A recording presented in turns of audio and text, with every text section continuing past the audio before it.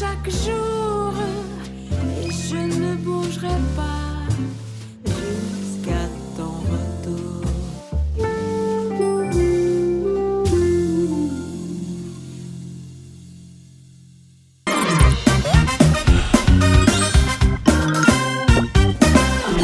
저희가 있는 이곳은 여러분들 잘 아시는 63 빌딩인데요. 이제 막 대한민국에 갓 상륙한 서울의 새로운 랜드마크가 될 퐁피두 센터 한화에 와 있습니다.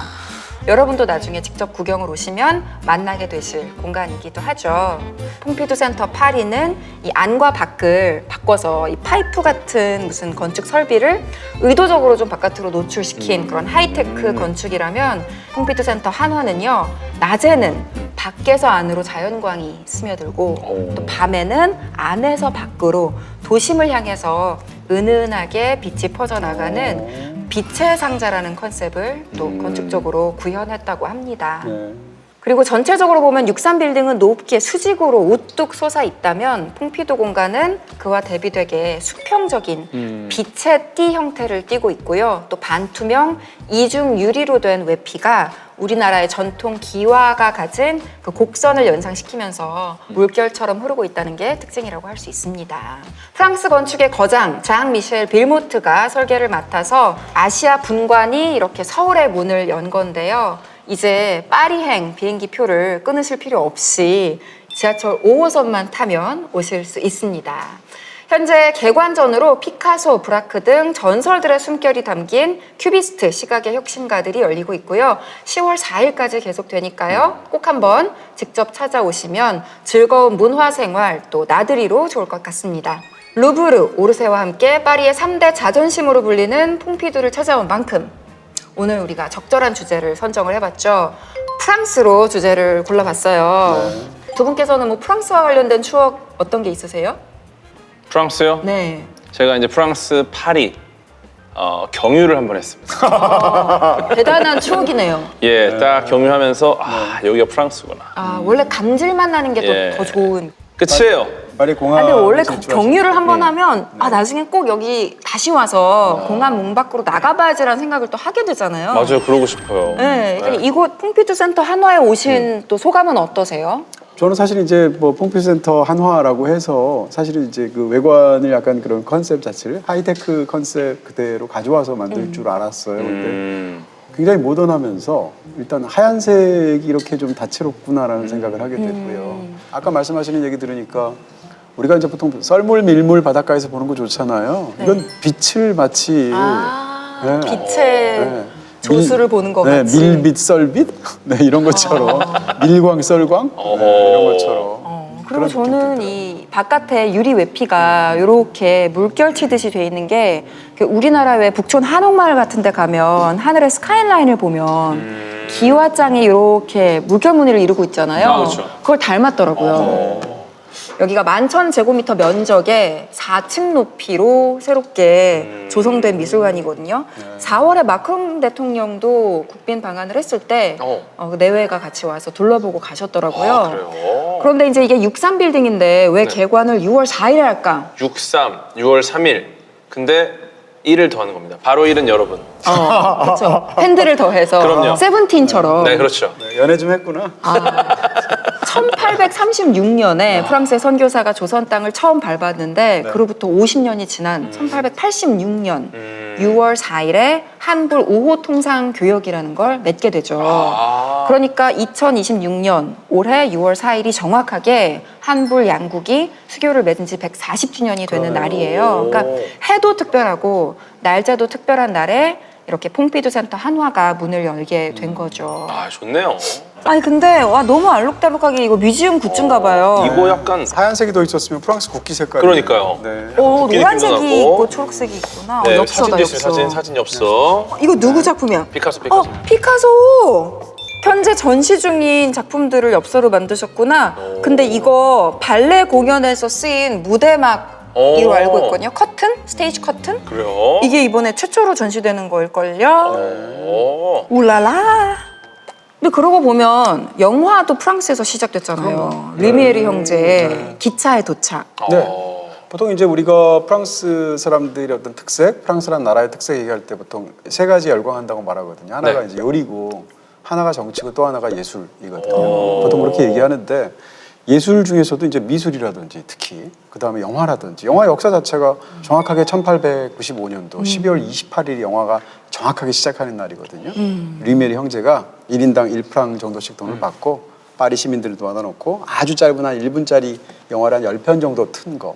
이게 영화 역사의 시작이거든요. 네. 그다음에 이제 또 영화제 중에서도 가장 유명한 영화제가 사실은 아카데미는 영화장이라기보다는 영화상이니까 네. 영화제, 칸 영화제가 있고요.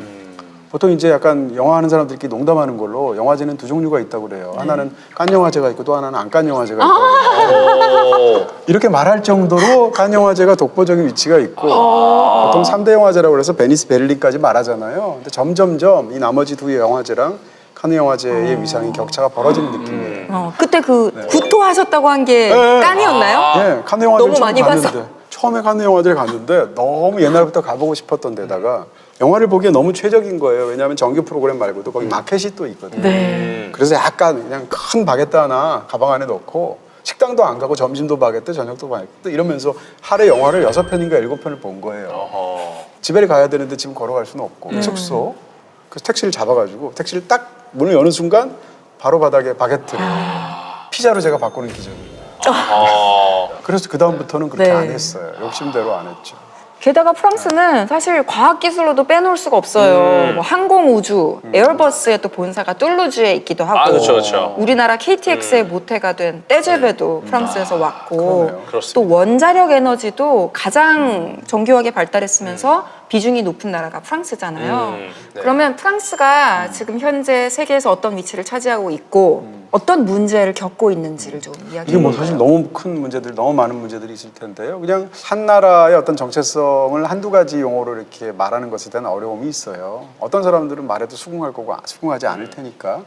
그럼에도 불구하고 이제 제가 프랑스나라는 사회에 대해서 말을 했던 굉장히 인상적인 어떤 분석이 있는데 그게 이제 에드워드 홀이라는 문화인류학자가 한 얘기예요. 어떤 얘기인가 하면 원래는 이제 중세 도시들이 다 미로에 가까워서 골목길 막 다니고 막 이렇고 더럽고 또 이제 청결 문제가 있고 이런 게 다 일반적인 중세부터 오래된 도시의 특색이거든요.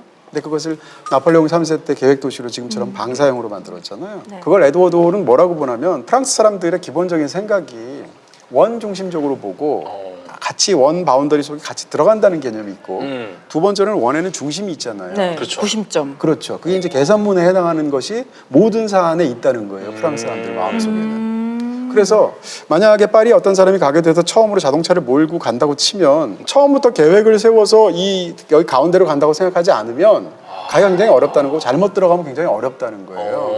그래서 프랑스 사람들은 목적지향적이라는 말을 하고 있고 목적지향적이기 때문에 어떻게 계획을 확실히 세우고 경우의 수를 다 따지게 되고 하니까 토론 문화가 발달하고 거기에 대해서 논전 같은 걸 즐기고 이런 것들이 이제 에드워드 홀이 이야기를 하고 있는데요.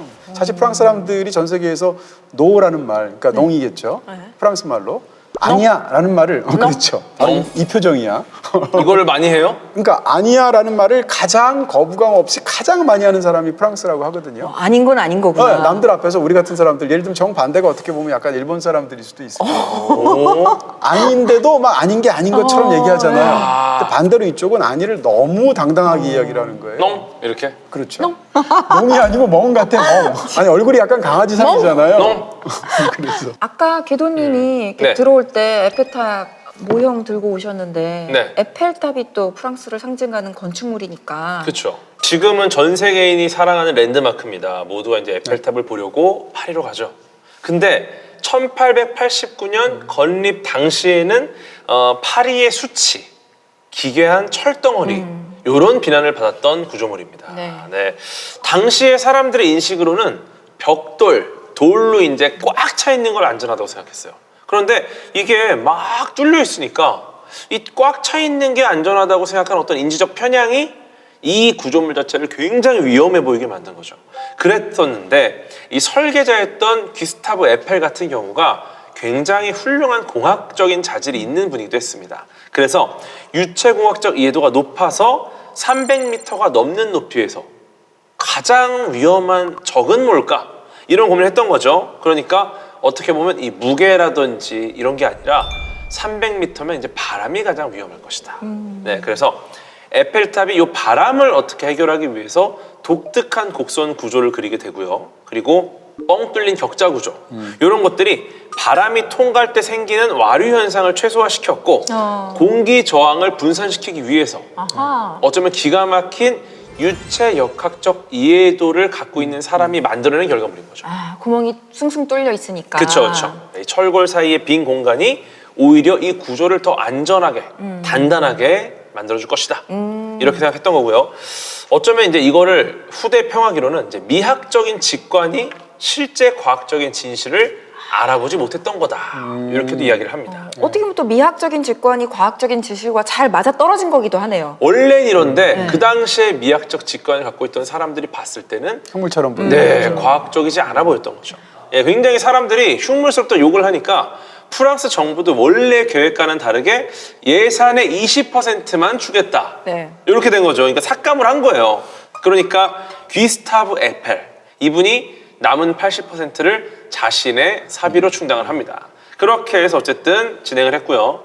그 원래 에펠탑이 프랑스 혁명 100주년을 기념하는 만국 박람회 입구로 지어졌었습니다. 네. 예, 그런데 20년 후에 철거될 예정이었다고 해요. 네. 예, 근데 에펠탑이 이제 기상 관측이나 무선 신호 전송 이런 것들을 하다 보니까 야 이게 기술적인 필요성 때문에 이 탑을 철거하기 좀 아깝다 이런 생각이 좀 있었고 그걸 철거했어봐요. 얼마나 아까워요. 그러니까. 진짜 큰 관광객이 손실이었겠죠. 진짜 10%는 그렇게 줄었어요. 어렵게 만든 건데. 그렇죠. 근데 요 비용의 80%를 에펠이 낸 거죠. 네. 그런데 3년 만에 투자비를 전부 회수합니다. 네. 그리고 남은 17년간 굉장히 많은 돈을 벌어들여서 대박을 쳤죠, 소위. 그렇죠. 네, 20세기에 들어서는 현대 기술의 상징이자 파리의 낭만을 대표하는 건축물이 된 거죠.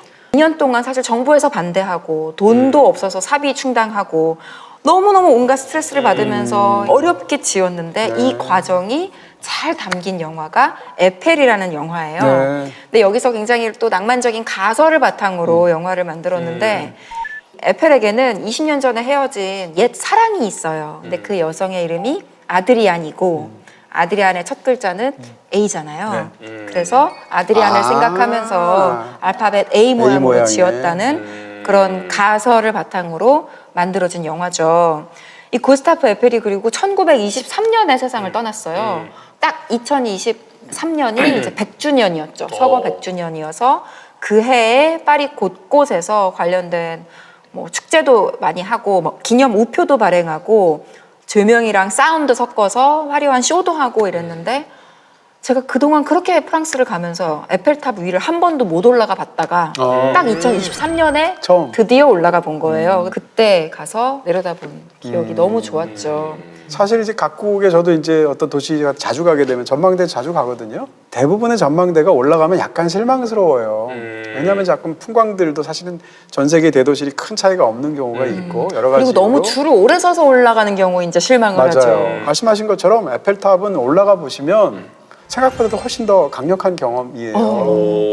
거기다가 이때가 이제 프랑스 역사로 본다면 국민적인 자존심이 엄청나게 상처를 입었을 때예요. 왜냐하면 보불 전쟁, 그러니까 프랑스 입장에서 보면 상대적으로 라이벌 국가도 아니라고 생각했었던 통일되기 직전의 독일인 거죠. 그런 상황에서 보불 전쟁에서 패했잖아요. 그래서 패한 지가 10몇 년밖에 안 지난 상황이거든요. 그때는 또 이제 만국 박람회가 굉장한 유행이었던 시대니까. 그럴 때 이제 프랑스의 기술력과 국력으로 쫙 보여주고 싶었던 게 제대로 한번 보여주자. 네, 그게 이제 에펠탑이었던 거고요. 에펠탑을 저는 보통 그런 관광지를 많이 안 가는데 이상하게 에펠탑은 많이 갔었고요.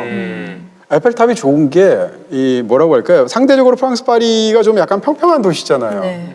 그리고 프랑스의 파리의 특히 이제 구시가지는 다 높이가 제한이 있잖아요.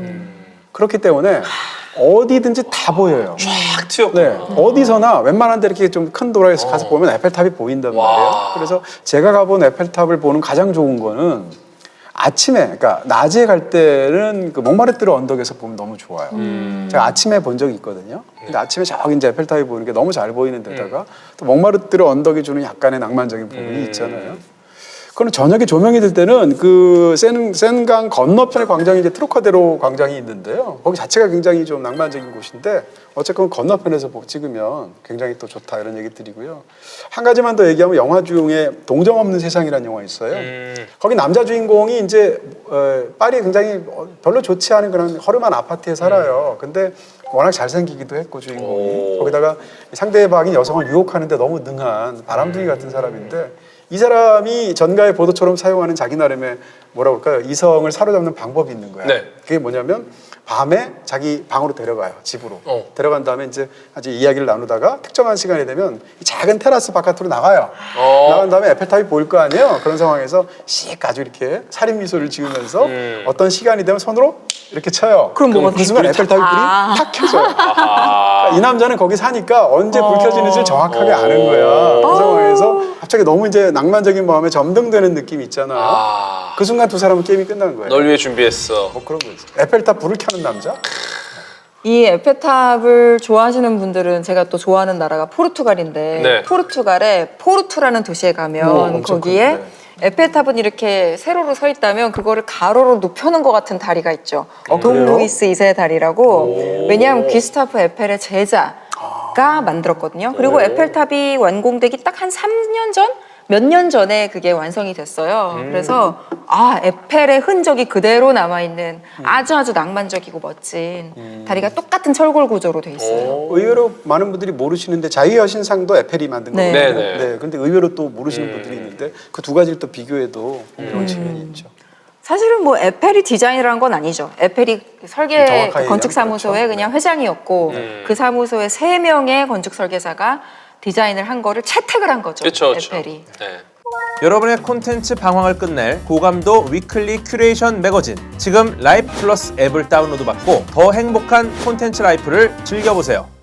네, 사실 이제 어떤 한 도시나 국가나 이런 데를 여행하는 뭐 방법이 사람마다 다르잖아요. 제가 좋아하는 방법이기도 하고 또 제가 일을 하는 방법이기도 한 게 영화에 나온 장소를 그대로 가보는 거예요. 네, 제가 사실은 생각하는 꿈의 여행이 아일랜드 더블린에 6월 16일 날 가는 거거든요. 그 아직 뭐예요? 못 해봤는데 왜냐하면 제임스 조이스의 율리시즈라는 너무 유명한 네. 소설이 있어요. 네. 그 제임스 조이스의 율리시즈가 20세기의 가장 위대한 소설 중에 하나라고 보통 말하는데 제가 대학교 때 율리시즈를 너무 어렵게 읽었거든요. 일단 너무 어려운 소설이에요, 읽기가. 그래서 해설서까지 봐가면서 너무 어렵게 읽었는데 그 긴 율리시즈라는 소설 자체가 주인공이 6월 16일 하루 동안 겪는 이야기예요. 이 긴 소설이. 그리고 그 실제로 더블린에 있는 장소를 막 다니면서 하는 건데 그거 그대로 한번 밟아보고 싶은 거예요. 바로 다음 주에요. 네, 가세요. 그러니까요. 다음 주. 그래서 6월 16일 날 딱 그걸로 딱 이제 심지어는 더블린에 가면 노선도도 있어요. 장소마다 이렇게 루트. 여가지고 루트가 있어요. 그런 것처럼 제가 일반적으로 제일 많이 했던 여행은 영화에 나온 촬영지를 가는 거란 말이에요. 네. 근데 그게 너무 유명한 뭐 에펠탑이나 이런 데가 아니라 사소한 데인데도 그게 영화에 딱 나가면 이게 그 카페야? 뭐 이런 네. 느낌이 들잖아요. 네네. 그런 영화로 굉장히 이제 프랑스어가 아니라서 오히려 더 신선하기도 한 비포 선셋이라고 너무 좋아하시는 영화죠. 네. 비포 시리즈지 않습니까? 네네. 시대 영화인데 왜냐하면 똑같은 영화를 똑같은 배우 두 사람을 두고 9년마다 영화를 지금 현재 3번까지 찍었는데 네. 95년도에 비포 선라이즈가 있고요. 그 다음에 9년 뒤에 비포 선셋, 그 다음 비포 midnight까지 나왔어요.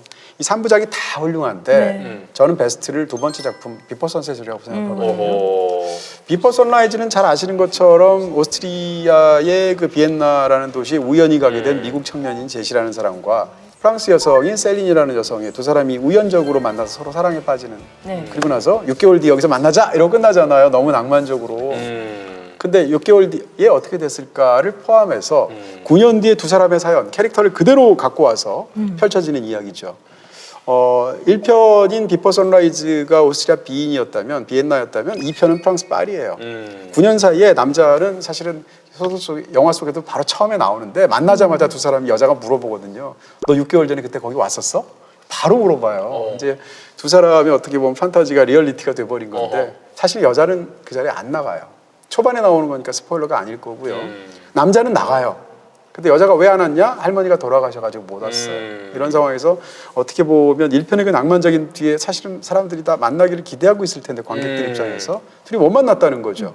그 사이에 남자는 결혼을 했어요. 여자는 결혼까지는 아니지만 다른 남자랑 동거를 하고 있어요. 이런 상황이 9년이 흘렀는데 남자가 유명한 굉장하지는 않지만 소설가가 됐어요. 그 소설로 하필이면 그때 그 얘기를 가지고 소설을 썼어요. 그 상황에서 투어를 하잖아요, 네. 소설가가. 그래서 프랑스 파리에 가서 셰익스피어 앤 컴퍼니라는 서점이기도 하면서 문화공간이기도 한 공간에서 쉽게 얘기하면 이제 관객들과의 만남을 하는데 북토크. 네, 북토크에 저기 셀린이 와 서 있는 거야, 9년 만에. 어허. 6개월 전에 그토록 기다렸었던. 그러면서 두 사람이 끝나게 되니까 굉장히 어색하기도 하고 너무 반갑기도 하고 옛날에 그 생각이 나기도 하고 이러면서 둘이 이제 파리를 거니는 건데 이 영화가 형식적으로 굉장히 독특한 건 영화의 러닝 타임이 극중 이행 시간하고 똑같아요. 그러니까 영화가 대략 한 2시간 가까이 흐르게 되는데 그게 영화에서도 딱 2시간이에요. 5시 반부터 7시 반까지. 근데 더군다나 이 남자는 오늘 이 북토크를 끝내고 미국으로 돌아가는 비행기표를 저녁에 끊었어요. 가야 되는 시간이 정해져 있죠. 이 상황에서 2시간 동안 이 셰익스피어 앤 컴퍼니라는 서점을 중심으로 해서 뭐 유람선도 탔다가 마지막에 여자 집에도 갔다가 하면서 2시간 동안 계속 수많은 이야기를 하는 게 사실상 영화의 전부인 작품입니다. 알차게 보냈네요, 2시간을. 그렇죠, 그렇죠. 근데 제가 이걸 그대로 한번 그루트를 가봤거든요. 네. 2시간 동안. 2시간 더 걸리죠. 동안에 불가능해요. 절대 안 돼. 차도 막히고. 네, 영화적으로 이렇게 싹 돌으면 산책로가 나오는데 실제로는 싹 돌아서 40분을 더 가야 된다거나 뭐 이런 식의 영화적인 허용이죠. 거기에 나오는 카페가 예를 들어서 르피르라는 카페거든요. 거기도 일부러 가서 그 마셨던 카푸치노를 그대로 한번 마셔본다던가 거기에 있는 산책로를 간다던가 애초에 그 영화가 시작하는 그 장소 북토크라는 장소가 셰익스피어 앤 컴퍼니라는 장소인데 이게 이제 문학사에서 굉장히 유명한 서점이에요. 아까 말씀하신 제임스 조이스도 정확하시네요. 단골이었고. 바로 그거예요. 저희 단골이기도 하고 율리시즈가 약간 외설이라는 걸로 20세 초반의 기준으로는 출판이 어려웠을 때 여기서 이제 출판을 하기도 하거든요, 율리시즈를. 근데 셰익스피어 앤 컴퍼니 자체가 이제 약간 관광지 같기도 하고 네. 프랑스의 서점인데 기본적으로 영어 서점이에요. 그러니까 우리 같은 사람들이 사실 불어는 도저히 언감생심이지만 영어는 뭐 그래도 조금 어렵게라도 보잖아요. 저도 이제 항상 가거든요. 보통 항상 1층만 갔다가 2층으로 올라갈 수 있어요. 네. 그리고 영화에서 보면 2층에서 그 문화공간에서 이 북토크를 하거든요. 근데 저한테 굉장히 강렬한 인상으로 남은 건 올라가는데 머리 부딪히기 쉽잖아요. 여기다가 문구를 적어놨어요, 글씨로. 서점에서. 뭐라고 써 있냐면 영어로 모르는 사람들에게 친절하게 대할 것. 왜냐하면 그들은 변장한 천사일 수도 있으니까.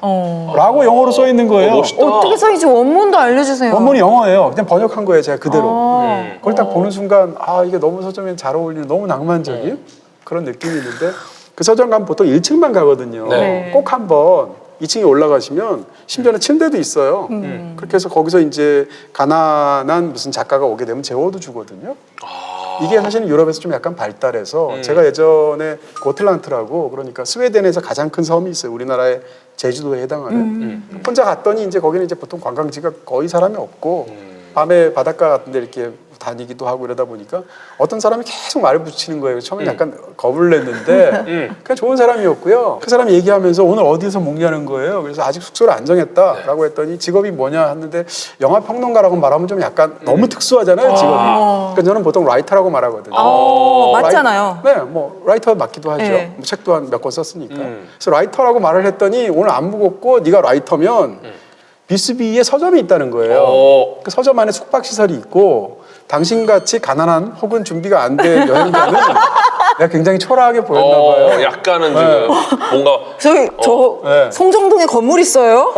무슨 말이야. 건물줄을 몰라보고 그거 다 빚이야. 빚이라고 말했잖아. 건물줄을 몰라보고 어쨌건 그렇게 하니까 그 사람이 자기가 얘기해 주겠다면서 그런 프로그램이 있다고 당신은 그냥 무료로 잘 수 있다는 거예요. 그래서 그때 무슨 생각이 딱 들었냐면 셰익스피어 앤 컴퍼니도 그런 거구나. 이런 어떤 프로그램들이 마련이 되어 있는 것 같더라고요. 저는 이 네. 르피르 카페 있잖아요. 카페가 또 성지잖아요. 가보셨어요? 가보지는 못했어요. 최근에 너무 반가웠던 게 제가 그 애플 뮤직에 세인 로이가 진행하는 프로그램 자주 보거든요, 유튜브로. 네. 해리 스타일스를 인터뷰를 했는데 그 카페에서 인터뷰를 했어요. 거기 그렇게 유명해요? 그렇게 유명한 카페인지 몰랐네. 영화에 나오긴 일단은 했는데. 비포 선셋 때문에 너무 작은 유명하고 카페인데. 거기가 이렇게 페인트가 네, 빨개요. 영화에서는 빨간 안경처럼 빨간데 지금은 이제 페인트 칠을 여러 번 해서 약간 갈색이에요. 근데 이렇게 창틀이랑 이런 게 되게 예뻐요. 그래요? 그래서 그 해리 스타일스를 안에서도 찍고 바깥에서도 찍고 이래가지고 인터뷰 한 편을 굉장히 최근에 업로드했더라고요. 거기가 코너가 굉장히 특이해서 제 기억으로는 그러니까 길이 이런 길이 아니라 이렇게 되어 있는 길에 딱 맞아요. 삼각형으로 모퉁이 돼요. 건물 같은. 네. 너무 딱 잘 보이는 데고 거기 카푸치노 자체가 굉장히 특이해요.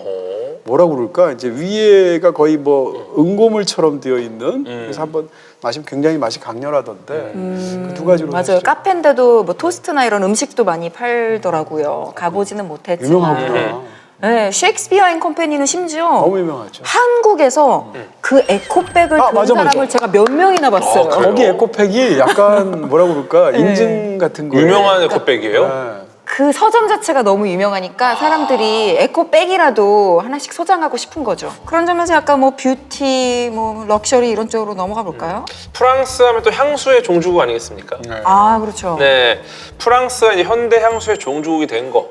요것은 굉장히 또 과학적인 이유가 있습니다. 과학적. 17세기 루이 14세. 네, 요때 시절에 이제 베르사유 궁전으로 한번 돌아가 보면은 이때가 굉장히 악취가 심했습니다. 그리고 유럽에서는 이 분위기가 어땠냐면은 물이라는 게 질병을 옮기는 매개체다. 이런 분위기가 있다 보니까 일단 목욕도 자주 안 했고요.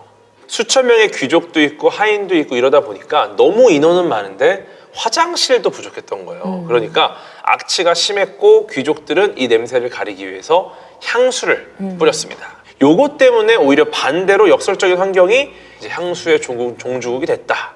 이렇게 보는 거고요. 그러니까 사치가 아니라 예. 필수로 그렇죠. 냄새를 악취를 덮는 가리기 도구. 위해서. 요걸로서 이제 발전했는데 현대는 이제 냄새를 덮는 도구라기보다는 이제 일종의 자신의 정체성을 보여주는 그런 수단의 하나가 됐죠. 네. 근데 재밌는 게 이제 이거를 물리학적으로 향수를 잘 뿌리는 방법이 있습니다. 네.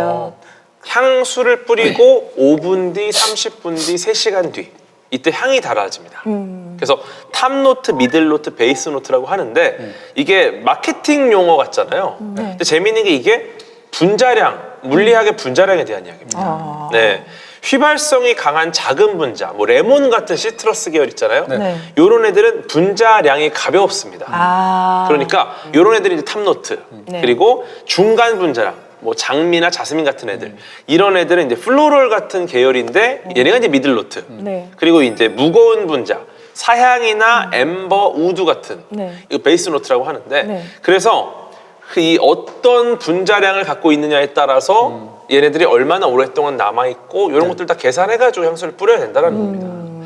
또 흥미로운 거는 사람마다 향이 달라집니다. 같은 향수. 네, 같은 향수를 뿌려도 사람마다 향이 달라진다. 그라스 향수 학교라는 곳이 있습니다. 네. 그라스 향수 학교 연구에서 정리된 내용인데요.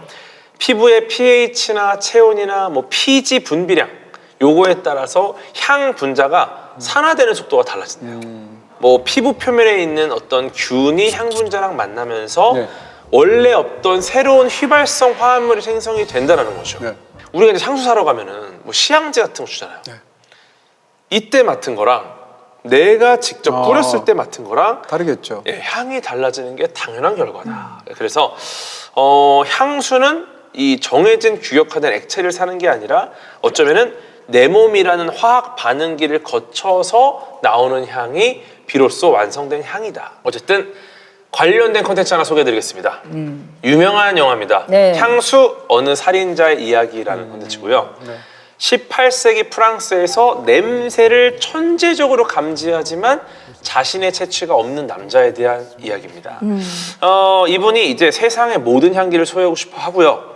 특히 젊은 여성에게서 느껴지는 그 향에 대해서 굉장히 집착을 합니다. 그래서 향수 제조 기술을 익히고 인간의 이 완벽한 향기를 보존하기 위해서 굉장히 좀 끔찍한 살인을 저지르죠. 네, 예술과 광기가 얼마나 섬뜩하게 다가올 수 있는지를 보여주는 영화가 바로 이 향수라는 영화입니다. 약간 뭐 미각에 있어서 대장금이 있다면 후각에 있어서는 이제 이 영화의 주인공, 이 소설의 주인공이기도 한 그루누이라는 네, 그르누이가 네. 있을 텐데 이거 마지막이 진짜 충격적이잖아요. 너무 시각적으로도 네, 뭐 너무 예. 저 엄청나죠. 배우들이 저 연기를 하는 게 쉽지 않았겠다 싶을 정도로 이게 일제히 감독이 큐 하면은 다 같이 막 그 연기를 해야 되는 거잖아요. 그 클라이막스가 너무나 맞습니다. 충격적이었던 기억이 원작 나네요. 소설도 한국에서 굉장히 한때 파트리크 쥐스킨트의 어떤 붐이 일어날 정도로 향수뿐만 아니라 뭐 존머시 이야기 이런 소설도 굉장히 인기 있었고요. 에세이까지 끼어 있어서 요즘은 파트릭 비스킨트 잘 안 읽는 것 같을 때 굉장히 인기 있는 베스트셀러 작가였어요. 식문화 이야기를 안 할 수가 없죠. 그럼요. 네. 오늘 또 재밌는 거 하나 준비해 왔습니다. 아, 이탈리아 때 파스타의 비밀을 했으니까 네. 프랑스에서는 바게트겠죠. 바게트의 비밀? 아, 이번에도 우리 동진 형님이 제가 잘 분질러요. 이거를 정말 깰 수 있을까? 해보자. 이게 조회수가 터졌습니다. 알고리즘 탔어요. 네. 어떻게 부러뜨리냐는데 바게트를 준비했는데 사실 저도 프랑스를 경유만 해봤기 때문에 몰라요, 문화를. 저 도란이요. 저만. 전음으로 네. 바꿔주세요. 저만 경유를 했습니다. 어쨌든 중요한 게 저는 잘 모른다. 식문화를 모르지만 좀 이래저래 수소문을 해보니까 네. 프랑스에 이 바게트 관련된 이 빵 문화가 있습니다. 네. 잘라 먹지 않고 네. 손으로 뜯어 먹는데요. 그런가? 맞아요? 몰랐어요. 항상 잘라서 주잖아요. 그냥 받아들이세요. 내줄 때. 그 정도로는 몰랐어요. 근데 어쨌든 이게 네. 단순히 어떤 프랑스의 식문화 매너냐 네. 이렇게 보기에는 이 물리학적인 비밀이 숨겨져 있다는 거죠. 그 잘라 먹지 않는. 그렇죠. 네. 이게 바게트는 겉껍질이 있어요. 크러스트라는 겉껍질과 크럼이라는 속살이 있습니다. 이 두 가지가 좀 많이 다른데 물성이 극단적으로 다릅니다. 겉껍질은 이 220도 이상의 고온에서 딱딱하게 단단해진 구조거든요. 근데 이 안쪽에 있는 크럼은 글루텐 그물망 구조로 굉장히 빈 공간이 많은 그런 구조라는 거죠. 겉바 속촉. 근데 이제 이게 바게트 식감의 핵심인데 여기다가 이제 칼을 댄다. 네. 보세요. 바게트를 비스듬하게 썰어야죠. 이 결 경유밖에 안 해봐가지고 아니, 잘 잘리려면 그렇게 해야 잘 잘려요. 결대로? 이렇게 잘리지 않습니까? 네. 칼로 자르게 되면 칼날을 대잖아요. 딱딱한 크러스트가 이렇게 눌리죠. 눌리면서 부드러운 크럼이 칼이 누르는 압력에 의해서 짓눌립니다. 근데 이걸 이제 손으로 찢게 되면 어떻게 됩니까? 이 글루텐 가닥이 분리가 됩니다. 이렇게. 더 맛있어 보여요. 그죠? 이거 맞는 것 같아요. 그죠? 이런 거 이런 느낌.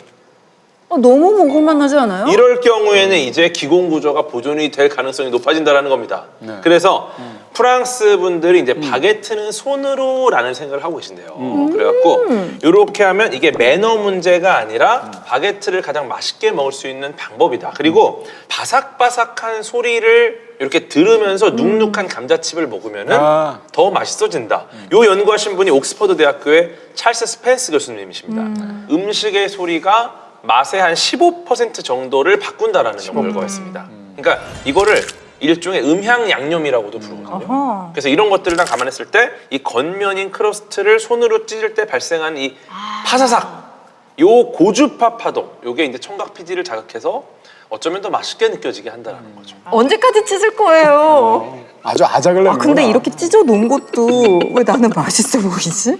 이제 바게트 하겠으니까 네. 이제 계속 식문 얘기를 해보겠습니다. 네. 근데 요런 게 있어요. 프랑스 분들 뭐 치즈, 버터, 거위 간, 혈관 건강에 이 치명적일 것 같은 음식들을 프랑스 분들이 굉장히 즐긴다는 거죠. 네. 네, 그런 상황인데 심혈관 질환 사망률이 극단적으로 낮다라는 거예요. 맞아요. 요걸 이제 프렌치 패러독스라고 합니다. 네. 어떻게 이런 일이 벌어지는가? 이거 예전에 적포도주를 이제 프랑스가 즐기잖아요.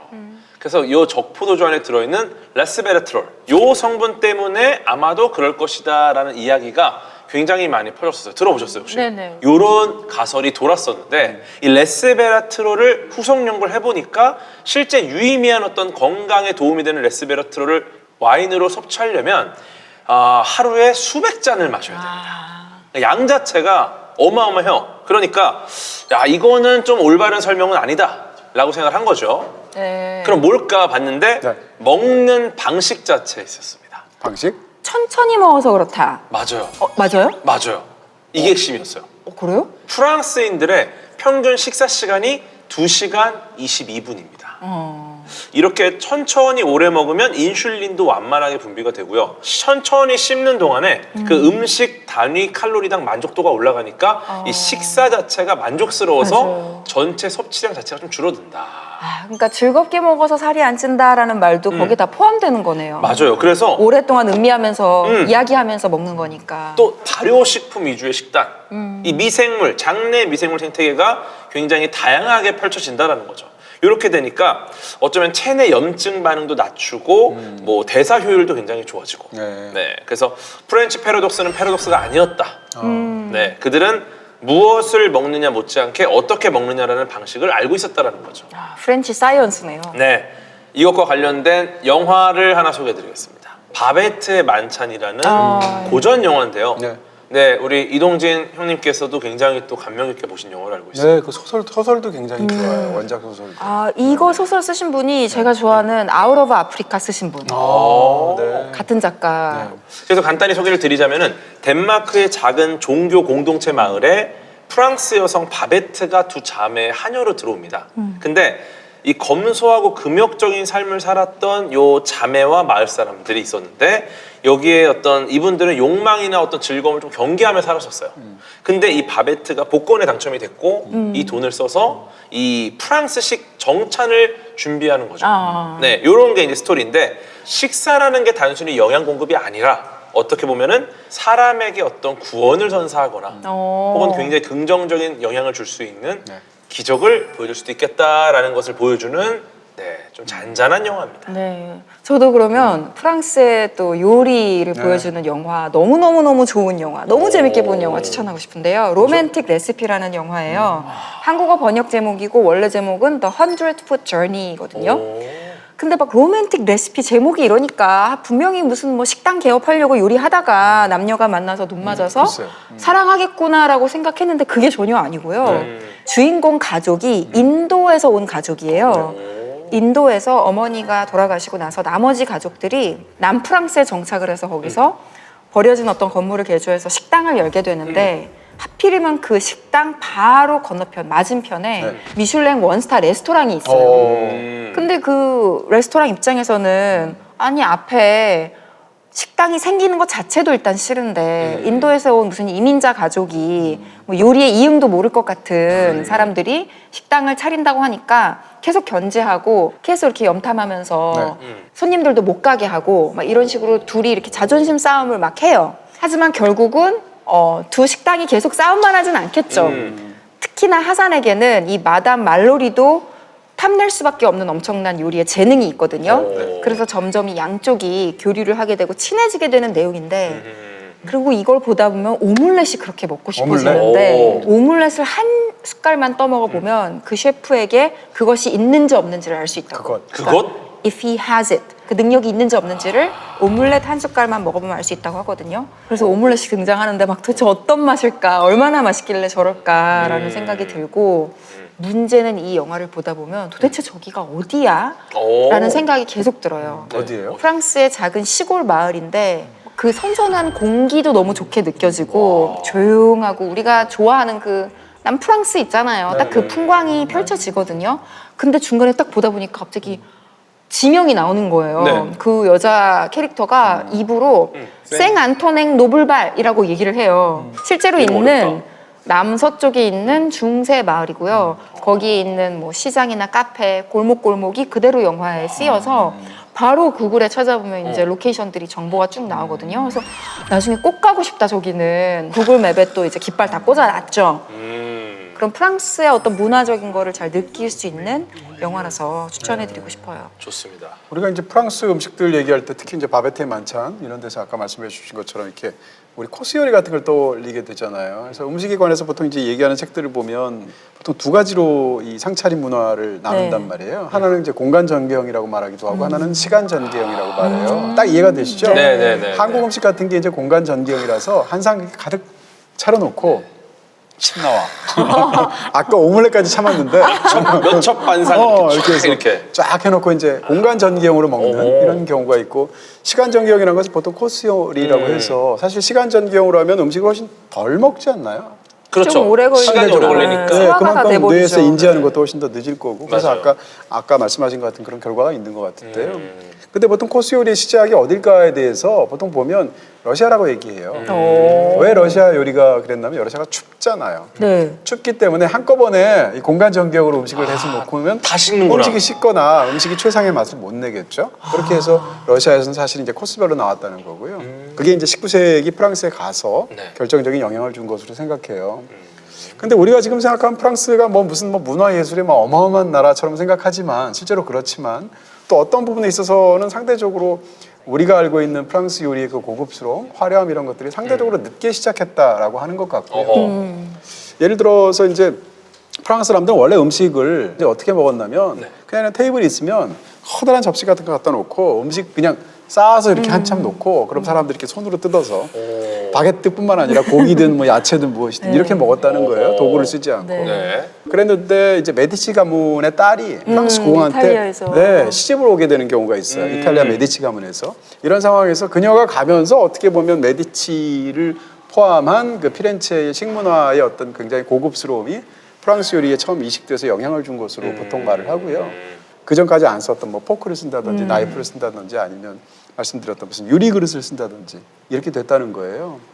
그러다 결정적인 계기가 된 건 사실은 프랑스 대혁명이라고 얘기하고 프랑스 대혁명이 생기고 나서 계급 체계 자체가 와해가 되지 않습니까? 당연하게. 네. 그러다 보니까 이전까지는 요리를 하는 사람들이 요리를 누굴 위해서 한다면 당연히 귀족에게 소속돼서 왕가에 소속돼서 요리를 했는데 그게 해제가 된 거예요, 봉인이.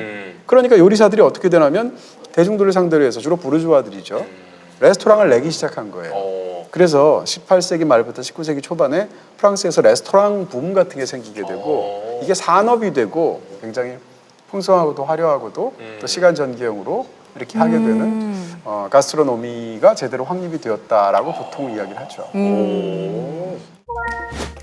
퐁피두 센터 한화 특집 댓글 추첨을 통해 퐁피두 센터 한화 굿즈를 선물로 드립니다. 가장 인상적이었던 부분을 타임코드와 함께 댓글로 남겨주세요. 많은 참여 부탁드려요. 네, 또 프랑스 하니까 사실 뭐 저는 제일 유명한 게 대혁명이 떠오릅니다. 그렇죠. 네. 근데 그 프랑스 대혁명 시기를 기가 막히게 게임 속에서 구현한 게임이 있어요. 이게 어쌔신 크리드 유니티라는 게임입니다. 혹시 해보셨나요? 아니요. 어쌔신 크리드 시리즈는 아시나요? 어쌔신 크리드는 영화로도 만들어지고 네. 이게 2014년 유비소프트에서 만든 게임이거든요. 출시를 했는데 이 배경이 프랑스 대혁명 시기입니다. 그래서 게임 속에서 이 노트르담 대성당을 만들기 위해서 무려 2년 동안 자료를 모았어요.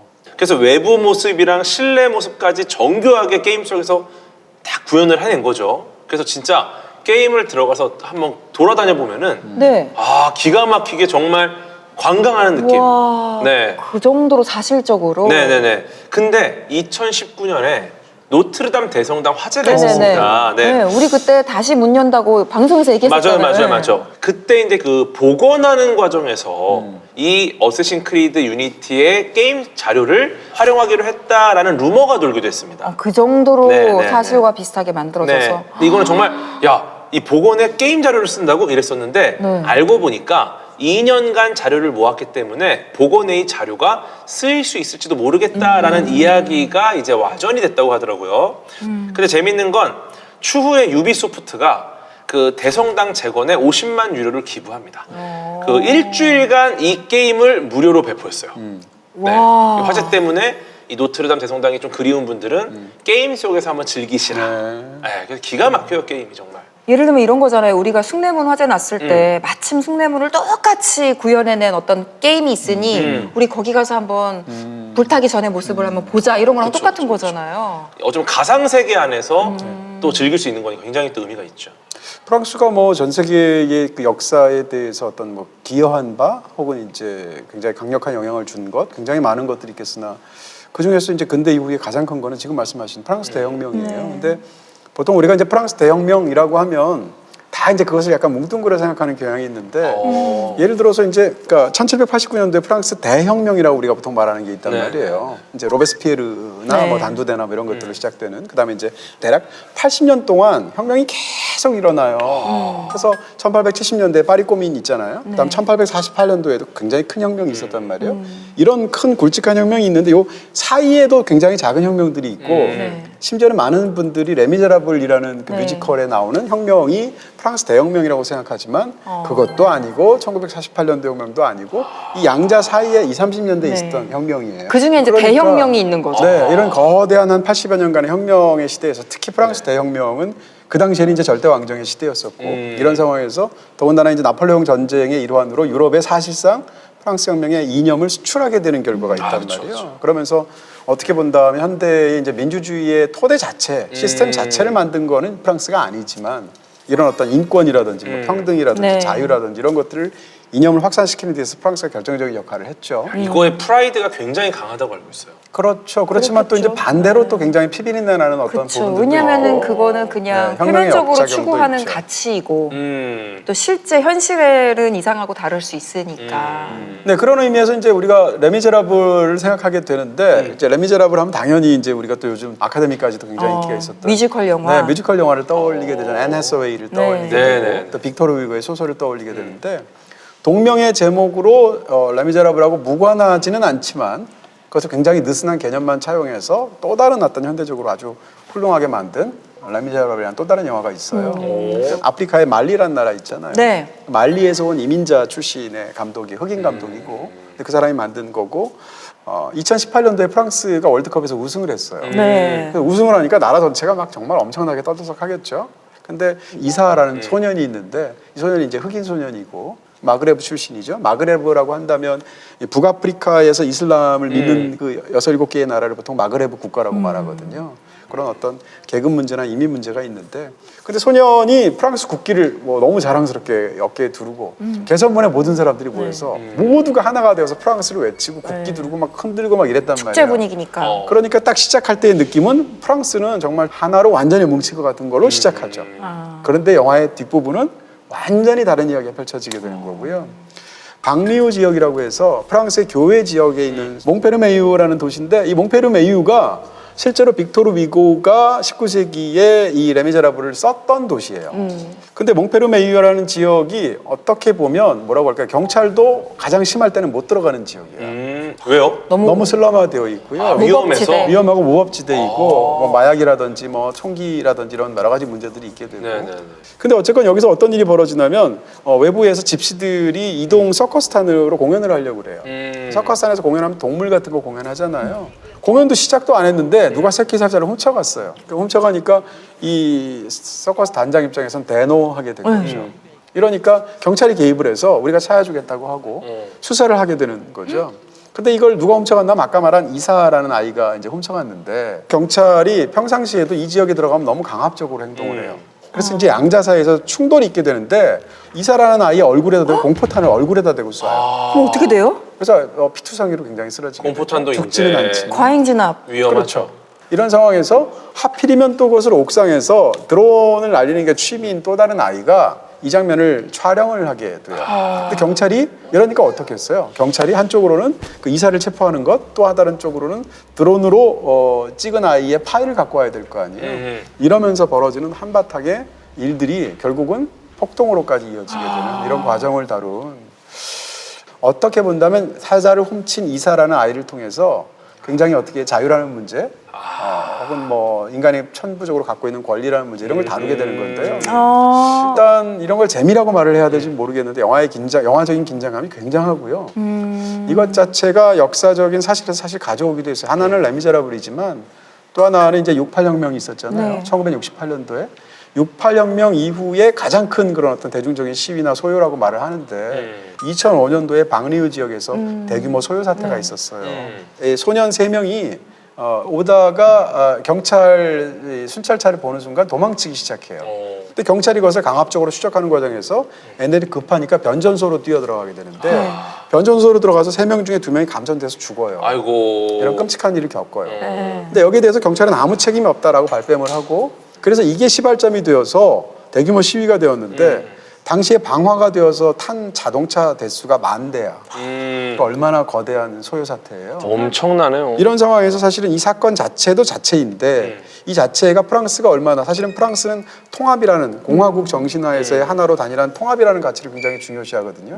이런 상황에서 통합에 실패했다는 거 모두가 프랑스인이라고 겉으로는 말하고 있습니다만 사실은 그 안에서 얼마나 골마 있는지를 제대로 보여준 사건 이게 2005년도의 소요 사태예요. 근데 그로부터 10몇 년이 지났잖아요.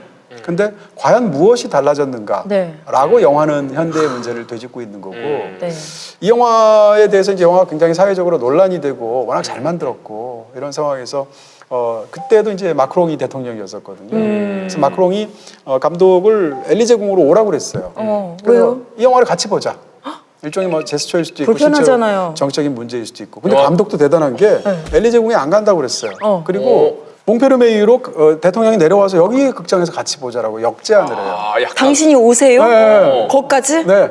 근데 대통령이 그렇게 하기는 어려우니까 결국 못 갔는데 대통령이 나중에 이 영화를 따로 보고 나서 충격을 받은 거예요. 이 정도구나 네. 라고 싶어서 이 방리우 지역의 이제 청소년들의 빈곤 문제 뭐 이런 것에 대해서 집중적으로 조사를 하기도 했었거든요. 이럴 정도로 우리가 알고 있는 프랑스 굉장히 아름답고도 네네. 화려한 모습이 있는데 그 이면에 또 다른 어떤 그쵸. 현대 프랑스의 문제가 있는지를 보여주는 영화라고 할 수 있습니다. 근데 실제로 마크롱이 그렇게 영화 보고 나서 이후에 정말 큰 시위가 계속 있었잖아요. 그럼요. 연금 개혁 그 때문에. 이후에도. 그렇죠. 네, 2023년에 그렇게 시위했고. 영화가 할 수 있는 어떤 역할을 해냈네요. 그러면.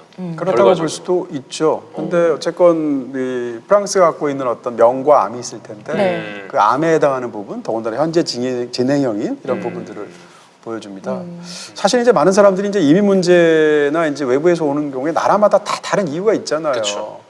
1, 2차 세계대전을 겪고 나면 유럽에서는 노동력이 부족해지거든요. 그러니까 1950년대가 돼서 이제 재건 운동을 해야 되는데 프랑스에서는 노동력이 부족하니까 그때까지 또 식민지로 남아있던 알제리 같은 나라가 있단 말이에요. 네. 거기에 있는 사람들을 대거 노동력을 불러들였어요. 비자 쉽게 내주고 이렇게 해가지고.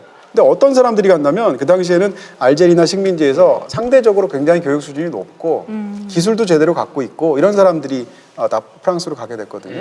그러니까 1세대는 아무 문제가 없었어요. 근데 이 사람들이 가서 아이들을 태어나면 이민 2세대, 3세대이고 이들 중에 상당 부분은 이제 아랍인들이거나 아니면 이제 흑인들이죠.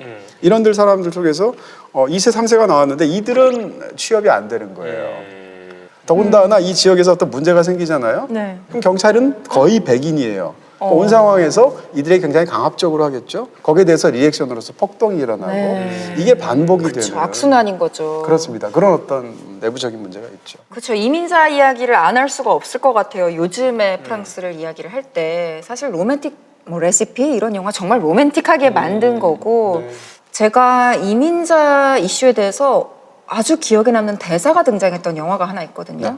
파리 메모리즈라는 영화고요. 원래 제목은 레보아 파리? 네. 파리를 다시 보기라는 제목인데 2015년에 프랑스에서 그 파리 근교 외곽 지역 여러 곳에서 연쇄 테러가 있었어요. 네. 막 무차별 총기 난사도 있었고 그때 이 영화를 만든 감독의 오빠가 인질로 잡혀 있었던 거예요. 근데 실제로 이때 당시에 이 연쇄 테러로 사망자만 100명이 넘었고 부상자는 한 300명이 넘었던 걸로 알고 있거든요. 왜 트라우마가 세면은 그 기억이 없어지잖아요. 근데 그때 어떤 일들이 있었는지 이 주인공, 영화 속 주인공 미아도 이제 그날 뭐 잃어버린 물건이라든가 그날 마주쳤던 시선이라든가 이런 걸 이렇게 따라가면서 그 기억의 파편들을 이렇게 재구성해서 조합을 해가는 내용이거든요.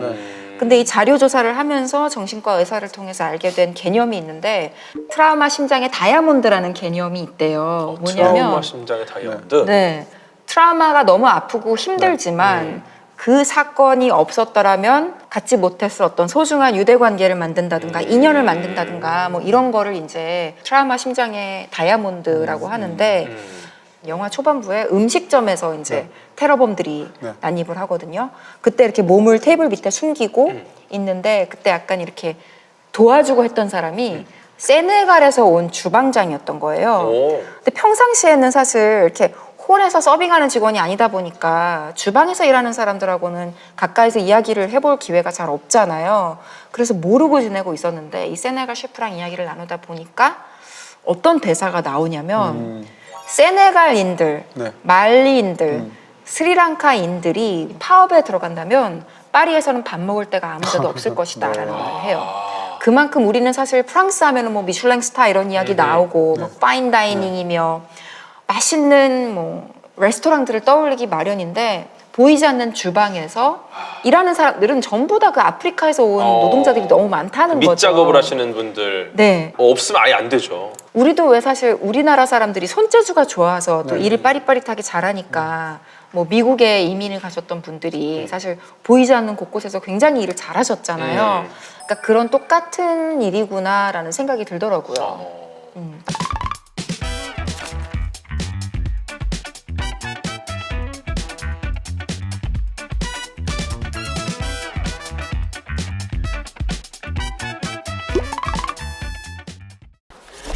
오늘 정말 그 코스 요리를 먹은 것처럼 처음부터 끝까지 프랑스의 향이 아주 풍성했던 이야기 나눴는데요. 프랑스까지 가려면 너무 많이 기다려야 되니까 이곳 퐁피두 센터 한화로 오셔서 또 전시 관람하시고 프랑스의 흔적을 조금이라도 느껴보시면 좋을 것 같습니다. 오늘 소개해드린 컨텐츠와 여러 정보들 또 더보기란을 통해서 상세하게 확인하실 수 있고요. 기자, 작가, 평론가 등 각 분야 전문가로 구성된 팀 라이프 플러스가 매주 컨텐츠를 엄선해서 큐레이션해 드립니다. 오늘 언급된 컨텐츠들도 앱 안에 핫 앤 트렌드 코너 들어가시면 다시 또 구체적으로 확인해 보실 수 있으니까요. 잘 활용해 주시면 감사하겠습니다. 라이프 플러스 TV 채널 좋아요, 구독, 알림 설정도 부탁드릴게요. 다음 주에 봐요. 맞습니다. 고맙습니다. 스필버그. 스티븐 스필버그. 스티븐 스필버그 감독이 스티븐 스필버그는 천재야. 저희가 스티븐 스필버그 감독님을 만나러 왔습니다. I can see that we're not the only intelligent civilization. I love that bit. Great. And I got really, really involved. As I became older, my science fiction changed from something that could only be imagined to something that could be discovered.